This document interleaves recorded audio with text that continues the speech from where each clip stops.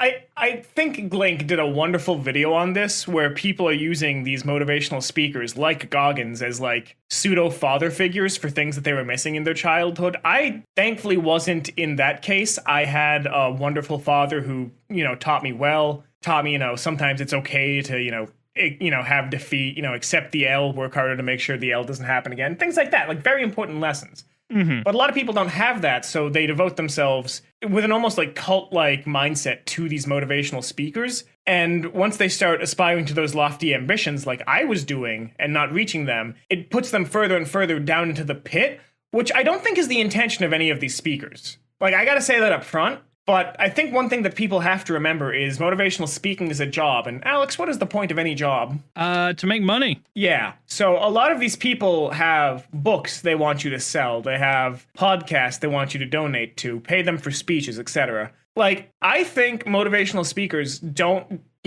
act maliciously. I would be remiss to ever say that any of them did. But, like, I think what people miss about motivational speaking in this like grind culture is it's supposed to make money. So they want you to buy their books. They want you to buy like 50 ways that you can stop being a fuck up, like 18 different ways that I got out of my depression. Like, they're trying to monetize motivation, which again, it's a job. That's what they have to do. Like, we have to monetize this. We love doing this, but patreon.com/whatever our URL is.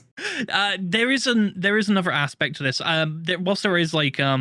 Whilst there are people that want like generally help, but it's a case of, yes, it's a job, they want to get paid, but there are also some bad actors in it as well. Oh God, there are so many bad actors, and it's a case of I don't know what percentage of them. I don't know. I don't really listen to those kind of stuff, but I've seen some of it before, and it's a case of you mentioned the word cult, and that's what some of it does seem like. Because what they're basically doing is they're preying on desperation and people in really rough situations and essentially going, hey, I'm going to offer you this way out of this terrible situation. I'm going to show you, hey, this is kind of cool. Sports cars. You want to have this big stack of money? Oh, God. Instagram motivational speakers. I know the kind of people you're talking about. And it's just a case. It's not even Instagram motivational. Like, that's like just on the nose kind of stuff. But like, if you start to look under the hood, it kind of, some of them really push towards this, and it's preying on desperation, and this is what society sees as success. Follow me, this is how you're going to do it, and they basically make people dependent upon them. See, I find that there are two types of motivational speakers that help you easily tell apart the two groups. There's one group who basically are trying to crystallize your will. They're not telling you what your goals should be. They're telling you to set your goals and to follow them. Damn. So, like, there's this one guy whose speeches I really love, and I'm sorry, I forget his name. He speaks primarily to disenfranchised, like, African youths, and his message is kind of universal, and I really just appreciate it, because it's literally, like, it doesn't matter where you're from, who you are, life is unfair, life will kick your ass, but if you can get back up, you can kick its ass back. Okay, and I really appreciate that message. Yeah, I like that. It's not like you're going to get all the sports cars and everything. It's, you can achieve what you're after. You might have to work harder than the guy next to you. You might have to work less than the other guy next to you. But you will have to work and you will have to get there. But then there's the other ones, like you were mentioning, where, hey, do exactly as I did and you'll have sports cars. And it's like, they started an MLM and just didn't get caught or something. Oh, God. Yeah, like, you brought up TikTok earlier on. Like, the amount of people being like, yo, I make all this money and you can do too. Do you want to make 20K a month? Do you want to make 20K a day? Top 10 ways to commit tax fraud. Like one of the big ones that I saw, like, what was it? Over Christmas, there was this big boom of it.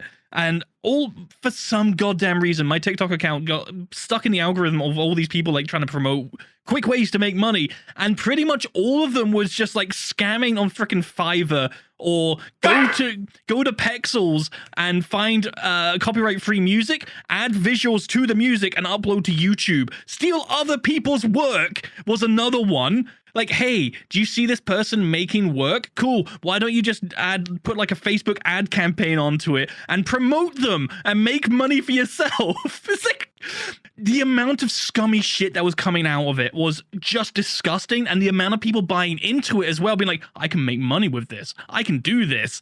Don't. It's still scummy. Yeah, like that's the thing. I definitely think that like when you start to listen to these like gurus, you got to listen to their message more than you listen to their words, if that makes sense. Yeah, If someone is telling you to do any of that, they are a grifter 110%. yeah, if their main message is like to be a better person and like find the motivation within yourself and like teaching you how to become what you want to be, yeah, that's a good message. That's the kind of motivation that you really need. Not a case of follow exactly what I do and have money falling out of your pants. No. Yeah, no. Like the thing is this is what always kind of like bothered me is I don't think the motivational speakers are at fault. I'm gonna say the thing. I'm gonna say the funny word. I think it's a society. I think it's a society thing. Bottom text. The word.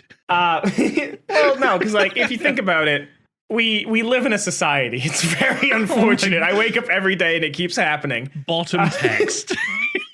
But no, like we do genuinely live in a world where, you know, losing is seen as wrong and a sign of failure, and that if you're not like some quadruple billionaire, you failed as a person, or that you need to always be satisfied with your job. Like, I love doing YouTube. I love making my games. I love, you know, marketing. Do I wake up every day excited for this? No, I will wake up some days and go, oh, fuck me, I have to program again. It's the same idea as like for trying to get fit, you know? This is like a message that I've read and like seen and I've been using. It's a case of like working out. If you're trying to lose weight, if you want to get fit, if you want to get to like where you want to be physically and all this kind of stuff with like your diet and your workout plan, all that kind of stuff, you are not going to wake up every single day fully motivated to do stuff. There are going to be days where you're just going to be like, I don't feel like it. I really don't want to do it today. But you got to dig deep and realize I'm going to do it. You got to manifest it. There's a saying that I actually really like from one of the motivational speakers. I'm pretty sure this is a Goggins quote. I really aspire. I don't aspire to be like him, but I admire his like tenacity. Like the man almost killed himself going for a run because he just was that driven to do it. But like the thing is though, is motivation is a crock of shit. You will not always be motivated. Yeah. Motivation comes and goes like a fart in the wind. What you have to have is discipline and drive. You have to wake up and realize that if I want this, I have to work at it.